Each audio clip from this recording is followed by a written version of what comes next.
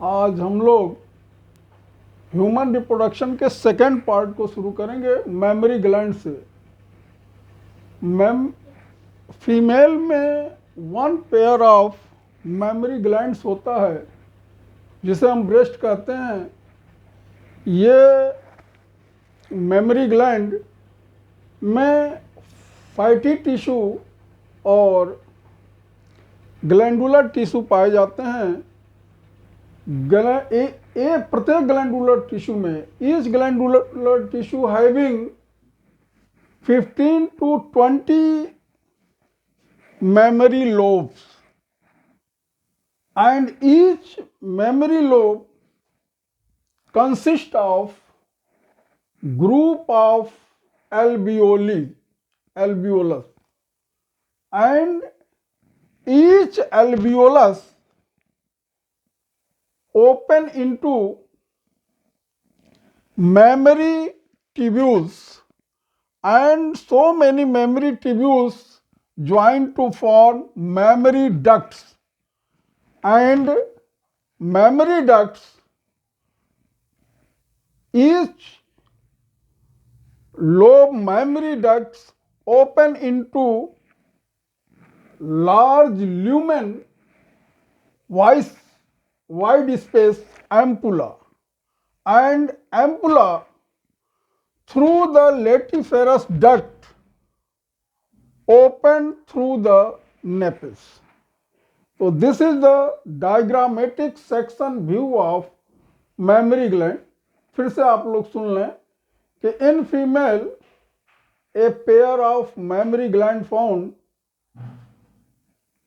each mammary gland having fatty tissue and glandular tissue. Glandular tissue made up of 15 to 20 memory lobe, यानी 15 से प्रत्येक glandular tissue 15 से 20 memory lobe के बने होते हैं, और प्रत्येक मेमोरी लोब में ग्रुप ऑफ एल्वियोली होते हैं, और ये एल्वियोली मेमोरी ट्यूब्यूल्स के द्वारा मेमोरी डक्ट में खुलते हैं, और मेमोरी डक्ट एक चौड़े एम्पुला में खुलता है, और ये कई एम्पुला जो है लेटिसिफेरस डक्ट के द्वारा निपल के पास खुलते हैं। तो ये जो है फीमेल मेमोरी ग्लैंड, इसको हम एपोक्राइन ग्लैंड्स भी कहते हैं। मेमोरी ग्लैंड एपोक्राइन ग्लैंड्स होता है। अब हम आप लोगों को डिस्कस करने जा रहे हैं next portion, female external genitalia, जिसे वल्वा कहते हैं। इस वल्वा के निम्न जो है डिफरेंट पार्ट्स हैं। पहला मॉन्स प्यूबिक, ये कुशन शेप्ड स्ट्रक्चर होता है, स्किन से कवर्ड फैटी स्ट्रक्चर होता है, जिस पर जो है प्यूबिक हेयर होते हैं। उसके बाद जो सेकंड पोर्शन आता है लेबिया मेजोरा, ये फैटी टिश्यू से बना हुआ एक लिप लाइक फोल्डिंग होता है, जो मॉन्स प्यूबिस से होते हुए वेजाइनल ओपनिंग को घेरे रहता है। उसके बाद जो नेक्स्ट लेयर होता है, इसी में उसको लीबिया मिनोरा कहते हैं। ये भी fatty tissue lip like structure होता है। लीबिया मिनोरा,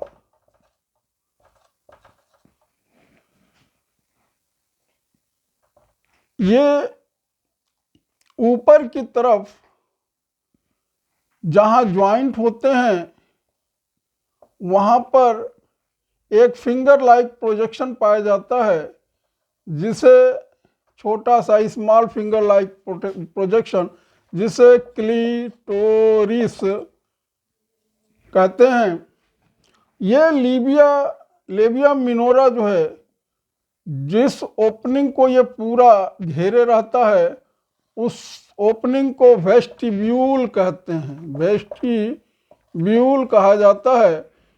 इस वेस्टिब्यूल में दो ओपनिंग होता है, एक लार्ज ओपनिंग वेजाइनल ऑरिफिस होता है, इसको वेजाइनल ऑरिफिस कहते हैं, और दूसरा छोटाइनी स्ट्रक्चर होता है जिसे यूरेथ्रा कहा जाता है।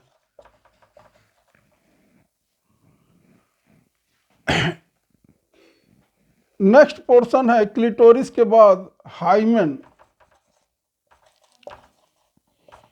ये म्यूकस मेम्ब्रेन बहुत ही थिन या वेजाइनल ऑरिफिस को या तो कंप्लीटली घेरे रहता है या पार्शियली घेरे रहता है।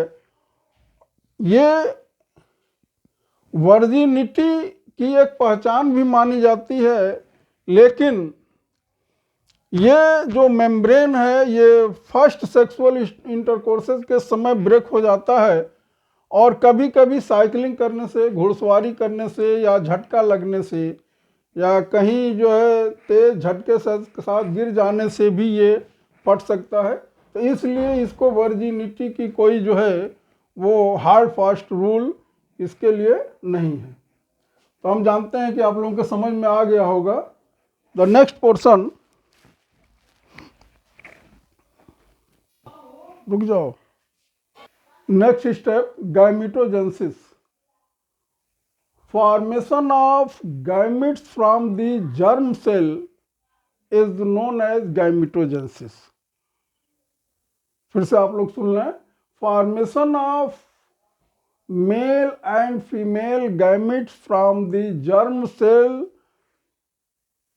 Bye meiotic division is known as gametogenesis. तो गैमेटोजेनेसिस दो प्रकार का होता है, स्पर्मेटोजेनेसिस एंड oogenesis। तो पहले स्पर्मेटोजेनेसिस को हम देख ले कि formation of spermatozoa from gonads, that is testis, in testis germ cell spermatogonia. तो फिर से समझ लें कि formation of spermatozoa from the spermatogonia by meiotic division, और मियोटिक डिवीजन के द्वारा स्पर्मेटोजोआ का स्पर्मेटोगोनिया से निर्माण होना स्पर्मेटोजेनेसिस कहलाता है। क्लियर हुआ? इसी प्रकार से oogenesis है कि formation of female gametes, that is ovum, from the germ cell of ovary. Germ cell क्या है? ऊगोनिया है। तो ऊगोनिया से ओवम का निर्माण यानी फीमेल गैमेट का निर्माण और मियोटिक डिवीजन द्वारा oogenesis कहलाता है। तो अब डिटेल में हम लोग स्पर्मेटोजेनेसिस के बारे में देखेंगे कि स्पर्मेटोजेनेसिस की क्रिया टेस्टिस के अंदर होती है। टेस्टिस के अंदर सेमनीफेरस ट्यूब्यूल्स की जो अंडरलाइनिंग होती है उसमें स्पर्मेटोगोनिया पाए जाते हैं। उन स्पर्मेटोगोनिया में पहले माइटोटिक डिवीजन होता है। माइटोटिक डिवीजन से इनकी संख्या यानी ग्रोथ होती है, यानी ये मल्टीप्लिकेशन फेज है।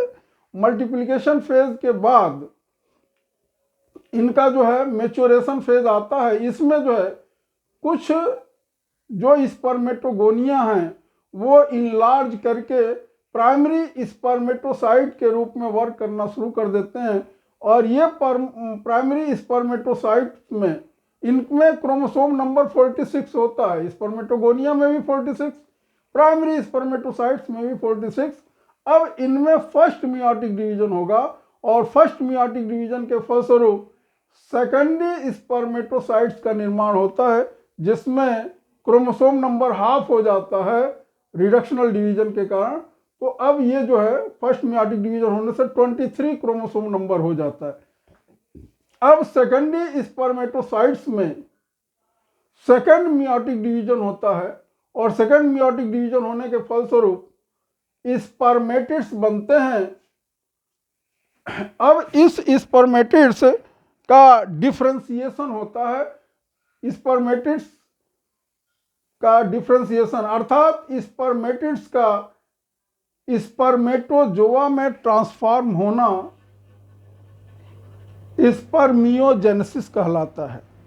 और यह क्रिया, चूंकि ये जो स्पर्मेटिड्स हैं ये सर्टोली सेल से नरिशमेंट प्राप्त करते हैं। नरिशमेंट के द्वारा सर्टोली सेल से कुछ फैक्टर रिलीज होते हैं। वो फैक्टर इनके स्पर्मेटोजोआ में कन्वर्ट होने के लिए जिम्मेदार होता है, अर्थात स्पर्मियोजेनेसिस की क्रिया होती है। अब ये जो स्पर्मेटोजोआ हैं ये सेमनीफेरस ट्यूब्यूल से बाहर निकल जाते हैं और इस क्रिया को स्पर्मिएशन कहते हैं। इस क्रिया को स्पर्मिएशन कहते हैं। तो ये पूरी प्रक्रिया जो है स्पर्मेटोजेनेसिस के बारे में हमने बताया। हार्मोनल कंट्रोल ऑफ स्पर्मेटोजेनेसिस, कैसे हार्मोन जो है मेल में स्पर्मेटोजेनेसिस की क्रिया को कंट्रोल करता है। तो ड्यूरिंग एज ऑफ प्यूबर्टी यानी किशोरावस्था में, एज ऑफ प्यूबर्टी, ब्रेन के हाइपोथैलेमस से एक हार्मोन रिलीज होता है जिसे GnRH कहते हैं। इसका पूरा नाम है गोनाडोट्रोपिन रिलीजिंग हार्मोन। अब इस गोनाडोट्रोपिन रिलीजिंग हार्मोन्स का लेवल प्यूबर्टी के समय ब्लड में जब बढ़ जाता है तो इससे जो एंटीरियर पिट्यूटरी ग्लैंड है, एंटीरियर पिट्यूटरी ग्लैंड, वह एक्टिवेट हो जाता है और एक्टिवेट होने से उससे दो हार्मोन सिक्रीट होते हैं। एक है FSH, इसको कहते हैं फॉलिकल स्टिमुलेटिंग हार्मोन, और दूसरा है LH लुटिनाइजिंग हार्मोन। ये जो फॉलिकल स्टिमुलेटिंग हार्मोन है ये सर्टोली सेल को स्टिमुलेट करता है और सर्टोली सेल से कुछ फैक्टर रिलीज होते हैं। उस फैक्टर के प्रभाव से स्पर्मेटिड्स स्पर्मेटोजोआ में कन्वर्ट हो जाते हैं। इस क्रिया को स्पर्मियोजेनेसिस कहते हैं।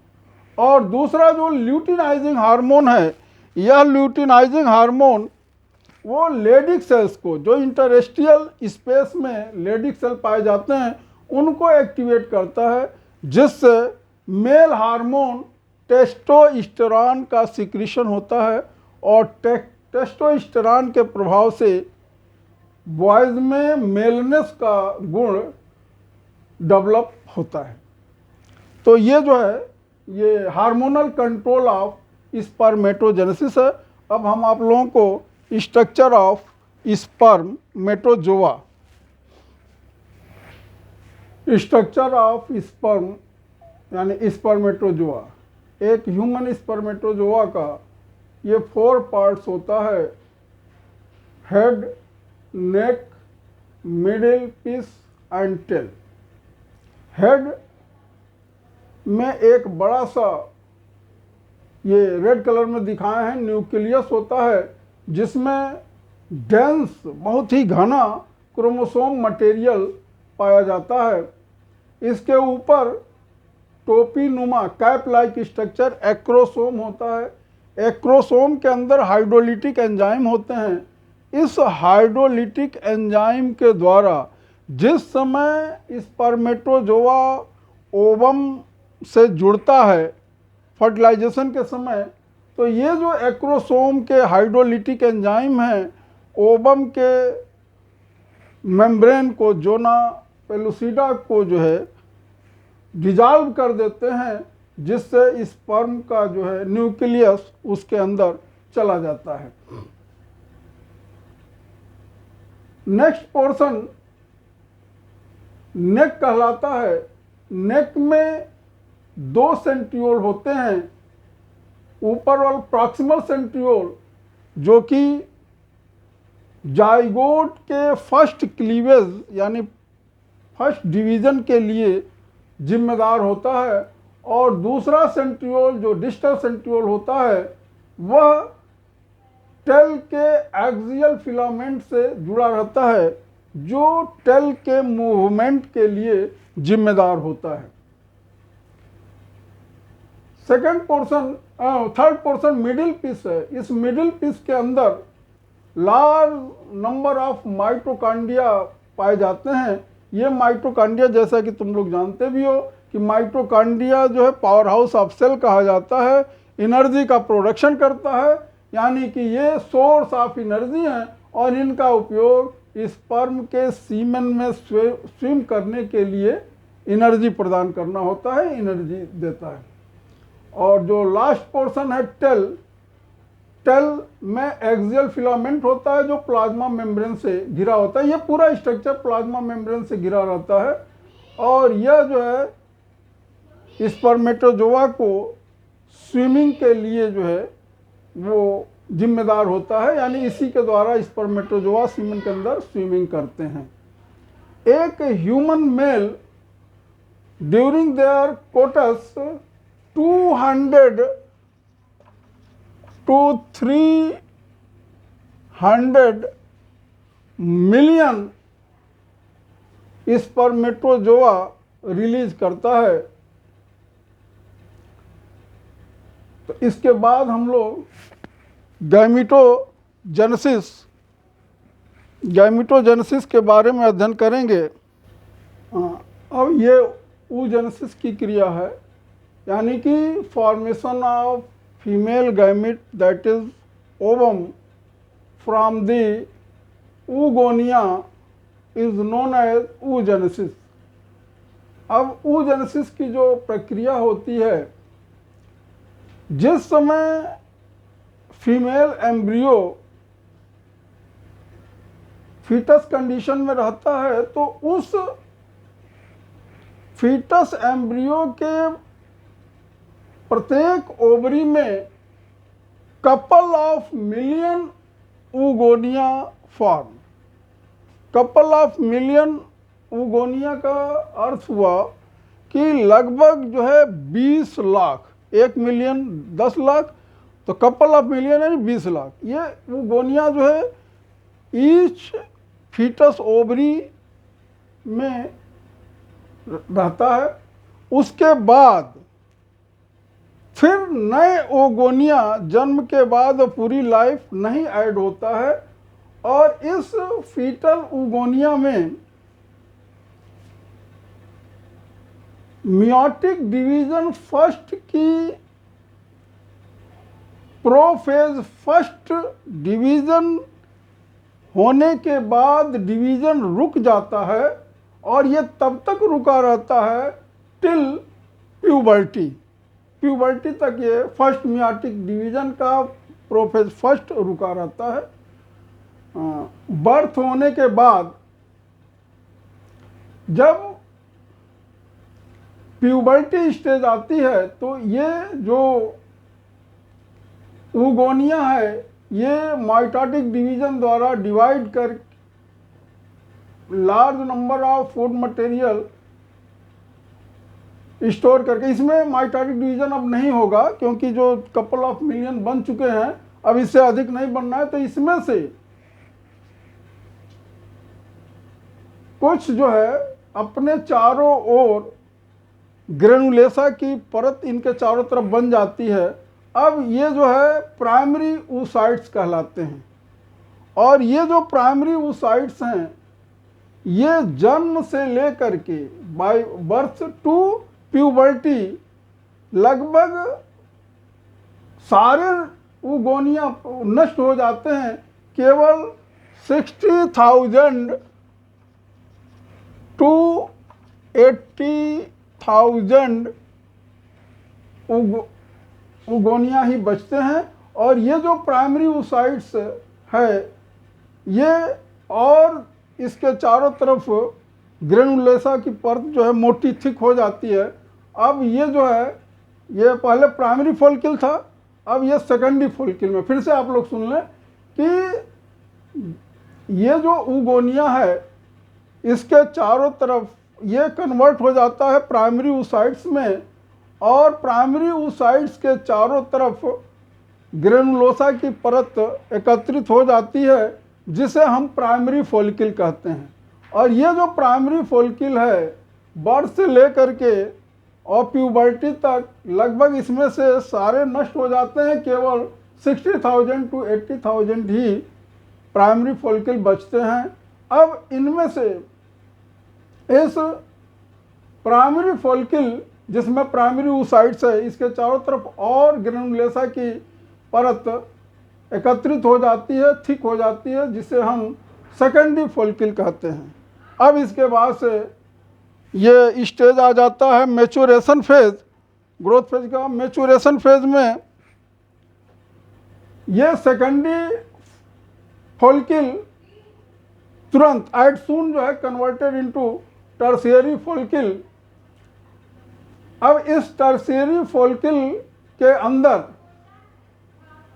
ये जो प्राइमरी oocytes है, इसका जो है फर्स्ट मियोटिक डिवीजन कंप्लीट हो जाता है, और कंप्लीट हो जाने के बाद से ये सेकेंडरी oocytes में बदल जाता है, और जो टर्शियरी फॉलिकल है वो ग्राफियन फॉलिकल में बदल जाता है। और ये ग्राफियन फॉलिकल रप्चर्ड होता है, और रप्चर्ड होने के बाद इसमें से सेकेंडरी oocytes बाहर निकलते हैं। इसी क्रिया को हम ओव्यूलेशन कहते हैं। इस क्रिया को, यानी सेकेंडरी oocytes को ग्राफियन फॉलिकल के रप्चर हो जाने से बाहर निकलने की क्रिया को ओव्यूलेशन की क्रिया कहते हैं।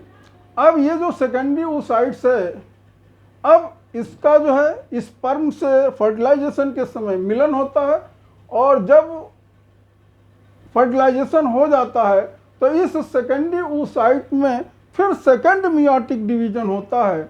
यानी second meiotic division after fertilization ही होता है, और यह सेकेंडरी oocytes फिर ओवम और एक सेकेंड पोलर बॉडी में, ये प्रथम फर्स्ट पोलर बॉडी है,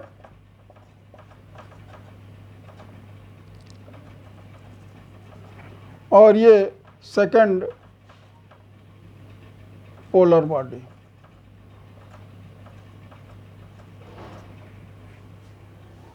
तो यानी कि फर्टिलाइजेशन के बाद ही सेकेंडरी oocyte में सेकेंड मियोटिक डिवीजन होता है, और ये ओवम में बदल जाता है। तो ये जो है oogenesis की पूरी प्रक्रिया है। ये पार्ट 2 है ह्यूमन रिप्रोडक्शन का। अब हम पार्ट 3 में मेंस्ट्रुअल साइकिल से लेकर के जो है पार्टुरेशन तक, यानी कंप्लीट इस चैप्टर का जो है डिस्कशन अगले वीडियो में करेंगे। और इसको देखने के लिए आप लोग जो है चैनल को सब्सक्राइब कीजिए और लाइक कीजिए।